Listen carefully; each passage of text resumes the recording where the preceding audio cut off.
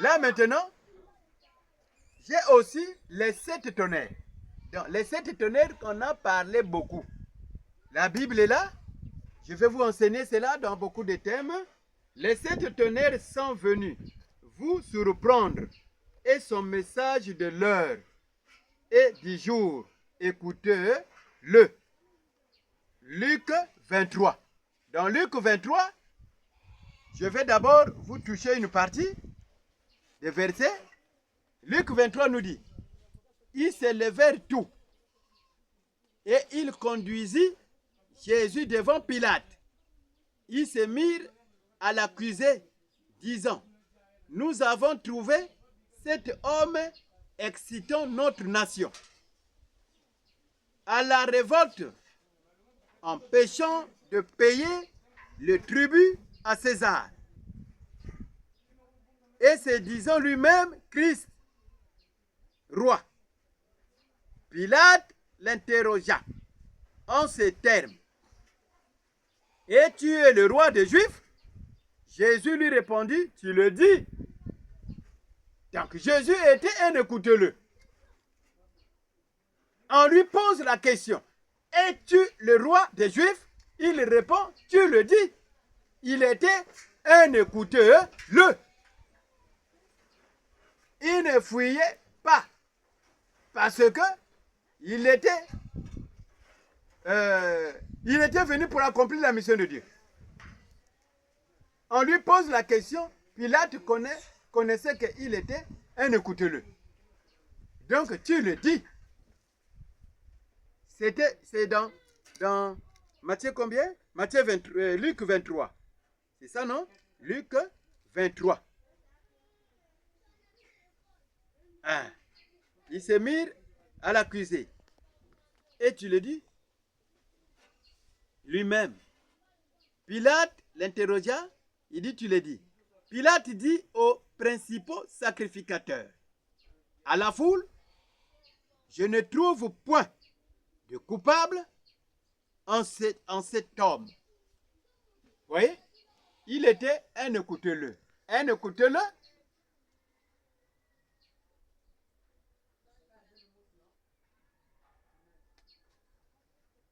Il n'interprétait pas la Bible dans la fausseté. Il était venu accomplir la mission. Jésus-Christ est venu sur la terre pour accomplir la mission. Il était un écoutez-le. Il était les 7 tonnerres. Les 7 tonnerres viennent sur la terre surprendre le monde.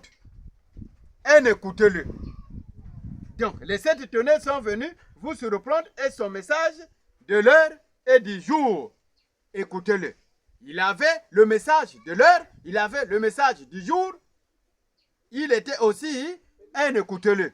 Pilate dit, non, je ne vois pas à quoi bon d'accuser cet homme. À quoi bon d'accuser cet homme? Vous voyez? Parce qu'il n'était pas venu pour interpréter, il n'était pas venu interpréter mal la promesse, la parole qu'il avait amenée pour nous sauver. Donc Pilate reconnaît que Jésus n'était pas faux. Jésus n'était pas faux. Jésus n'était pas faux. Donc, c'est pour cela que quand vous parlez, les 7 tonnerres est venu. Les 7 tonnerres est venu. Mais les 7 tonnerres, c'est Matthieu 23. Bon, vous avez entendu ça où? Sa prédication est là. Là, je vous touche d'abord les versets bibliques, les chapitres. Maintenant, j'ai aussi sa révélation conformément. Là, c'est là où vous allez comprendre que Paul comptait ces versets bibliques, ces chapitres. Irénée, Colomban, Martin, tous les prophètes des âges. Je vais vous placer, vous allez comprendre, les 7 tonnerres est révélé à qui? À celui que Dieu choisit. Les 7 tonnerres n'étaient pas révélés à William Marion Branham. Je parle ça à chaque instant, chaque prédication, je me tiens fort et je vous parle. Donc, Si je parle encore ici, je dis, l'envoyé principal, ici l'envoyé principal de Dieu, Jésus-Christ sur la terre, mais en Afrique centrale. L'envoyé principal. L'envoyé principal. Alors vous allez dire, on va découvrir aussi Afrique centrale. Non, je dis l'envoyé principal en Afrique centrale. L'envoyé principal. On prend l'envoyé principal de Dieu, Jésus-Christ, sur la terre. Mais en Afrique centrale. Le premier jour de la semaine, et se rendirent au sépulcre. Des grands matins portant les aromates. Donc, c'est là où on va découvrir l'envoyé principal. Parce qu'il y a beaucoup de prophètes qui viennent et les pasteurs qui se demandent que je suis prophète, je suis pasteur, je suis qui? Là maintenant on va découvrir. Mais comment l'homme l'a dit, il est le prophète que Dieu a envoyé? Oui, l'histoire le détecte dans la Bible. Quand on vous annonce que le dernier témoin qui reste en Israël, ce n'est pas seulement, ils ne vont pas d'abord commencer. Et ils vont commencer de quelle manière si moi je ne finis pas la mission de Dieu? Moi je dois d'abord finir. Je finis la mission. Même quand vous parlez de marque de la bête, la marque de la bête, vous parlez de la marque de la bête. Moi je dois d'abord finir la mission de Dieu. Si je ne finis pas la mission de Dieu, tout ce que vous parlez, c'est de fausses visions. Donc, nous connaissons la Bible existe. Les signes là, tout doit s'accomplir. Donc, vous parlez de fausses visions, les autres parlent de telle manière, les autres, quand ils attendent des années passées, les années qui viennent, il y a la vision qui change, ils commencent à interpréter mal. Maintenant, je vais vous parler que Jésus-Christ doit d'abord finir la mission dans les nations. Avant de choisir les deux témoins, avant de mettre en scène les deux témoins qui vont propager la bonne nouvelle en Israël, qui portera l'esprit d'Élie et de Moïse. Donc, je suis là, l'envoyé principal de Dieu, Jésus-Christ, sur la terre, mais en Afrique centrale. Luc 24. On peut lire? Le premier jour de la semaine, elles se rendirent au sépulcre les grands matins, portant les aromates qu'elle avait préparés. Elles trouvèrent que la pierre avait été roulée devant le sépulcre. Et étant entrées, elles se trouvèrent pas le corps du Seigneur Jésus. Comme elles ne savaient que penser de cela, voici des hommes leur apparurent, en habits resplendissants. Saisies de frayeur, elles baissèrent le visage comme terre. Mais il leur dit, pourquoi cherchez-vous parmi vous? Pourquoi cherchez-vous parmi les morts celui qui est vivant? Il n'est point ici, mais il est ressuscité. Souvenez-vous de quelle manière il vous a parlé lorsqu'il était encore en Galilée. Et qu'il disait, il faut que le Fils de l'homme soit livré entre les mains des pécheurs, qu'il soit crucifié et qu'il ressuscite le troisième jour.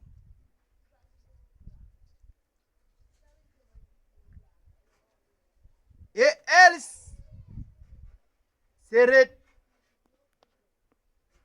se ressouvinrent des paroles de Jésus.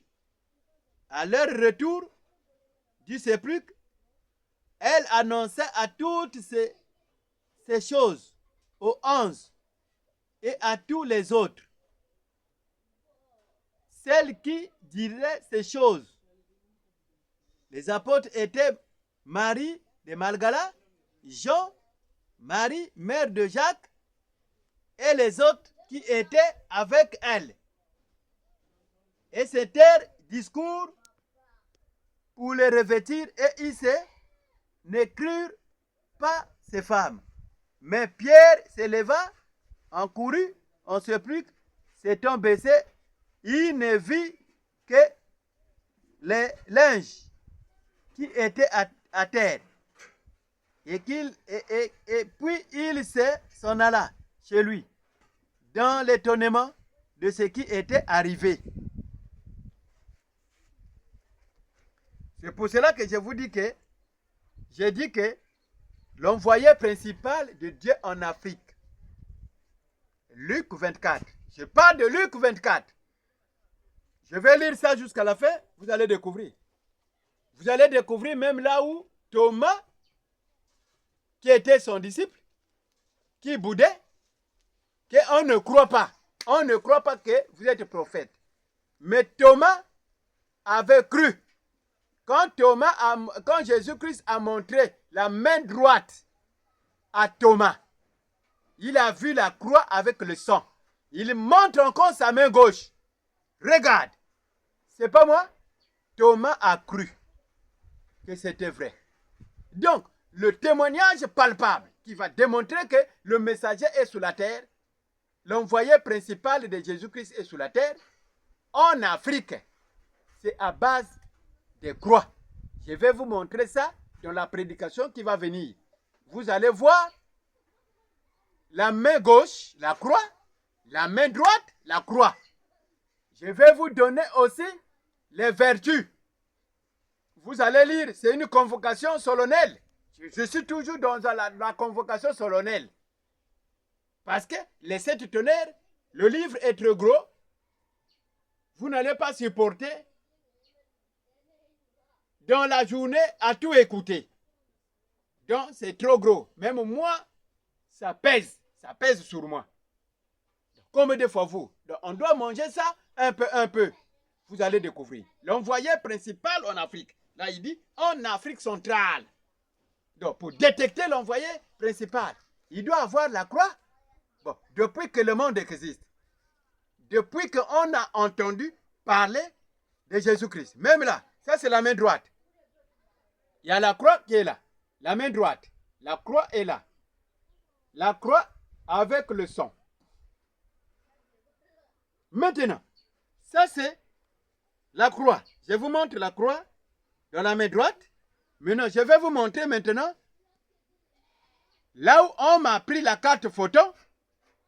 J'ai montré tous mes deux mains, mes deux bras, comme ça, toutes les croix. Donc, la croix gauche, la croix de la main droite. Vous allez voir tout.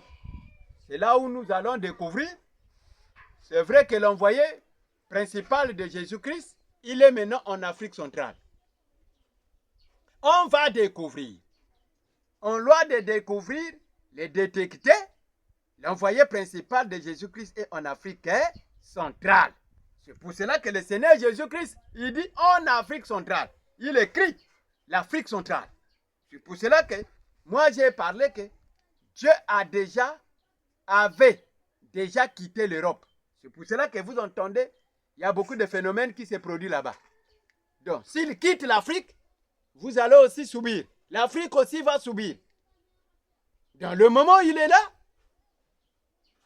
donc profitez. Le moment où il est là, on doit le découvrir par la croix, non? Thomas a cru. Thomas a cru parce qu'il y avait les signes là. Donc, nous les pasteurs, toi qui es pasteur, homme de Dieu, si tu es un envoyé de Dieu, tu dois avoir la croix. La croix, tu ne peux pas épater ça même par des prédications vaines. Donc, par l'interprétation vaine de ton église. Oui, parce que vous avez des églises. Donc, vous interprétez mal la Bible. Vaine de la Bible par manque de mission de prêcher la parole de Dieu. Donc, l'envoyé principal, il est dans Luc 24. C'est là où on va voir, est-ce que l'envoyé principal est en Afrique centrale? Est-ce que Thomas, quel signe Thomas avait vu pour que Thomas croie que Jésus-Christ était ressuscité? Je ne dis pas que je suis Jésus-Christ, mais vous allez comprendre les signes de la croix. Prenez la Bible. Même la Bible, quand vous allez prendre ça, ça va vous peser. Donc, nous sommes à la fin. Le temps aussi coule. C'est là où on va découvrir. Ça, c'est la main droite. Vous allez voir, quand je vais vous montrer maintenant la photo qu'on m'a pris tous les deux mains. La main droite, la main gauche. Vous allez voir maintenant les croix. Pas une seule croix. Parce qu'on l'avait, quand on l'avait crucifié, on l'avait mis la pointe de la main gauche, on l'a mis la pointe de la main droite, il était comme ça. Comme ça à la croix. Devant les deux brigands.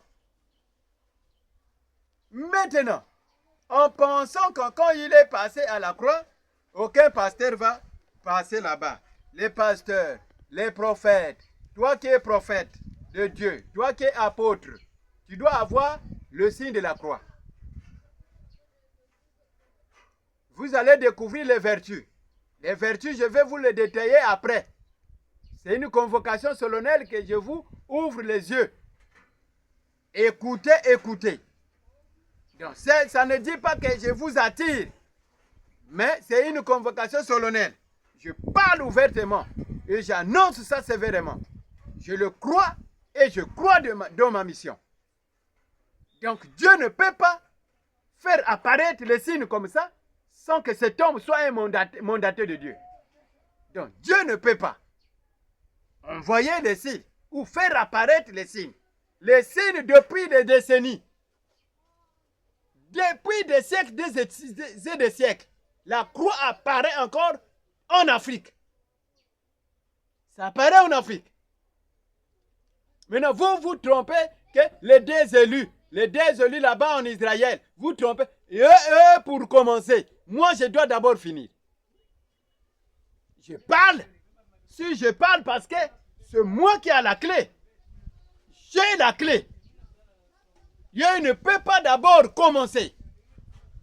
Je dois d'abord finir ma mission. J'ai fini la mission, les deux témoins de Jésus-Christ, ceux qui restent là-bas, en Israël, ce sont eux qui vont accomplir la mission de Jésus-Christ à la fin. Mais l'enlèvement, il y a un prophète qui doit d'abord déclencher, que Dieu doit envoyer. Nous avons deux témoins dans les nations. En Israël, deux témoins. Mais c'est la Bible. C'est que vous ne lisez pas la Bible. Même quand vous envoyez les vidéos, dites au peuple de Dieu qu'il y a le témoin en Afrique. Vous êtes des blancs, vous connaissez. Les noirs, vous connaissez. Il n'y a pas à esquiver.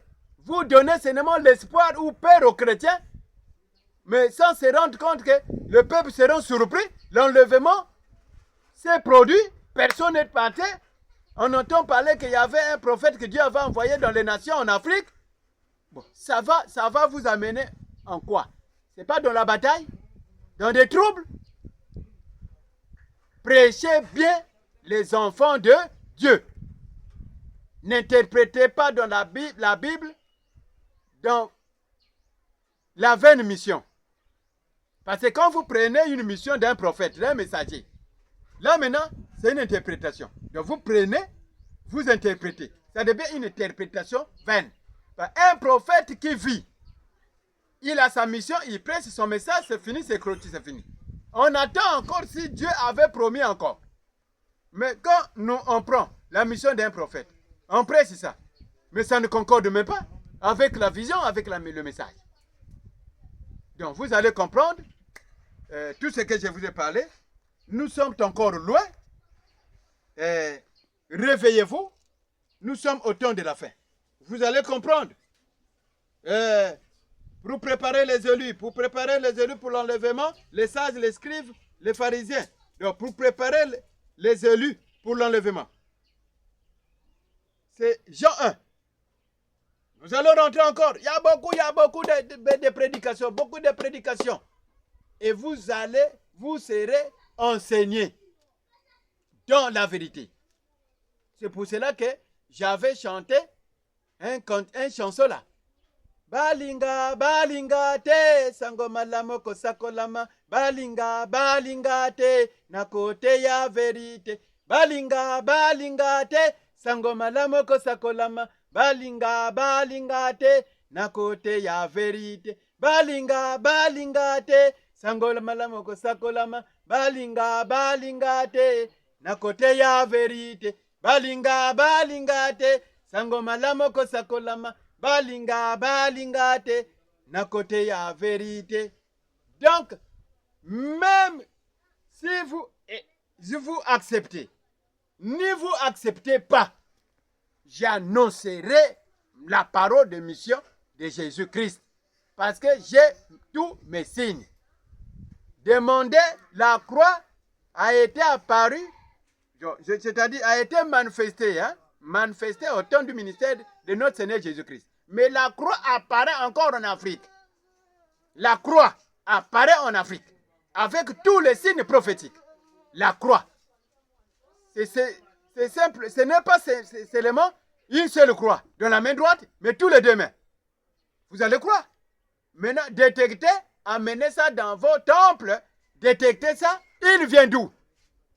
Je suis l'envoyé principal de Jésus-Christ en Afrique centrale. Amen.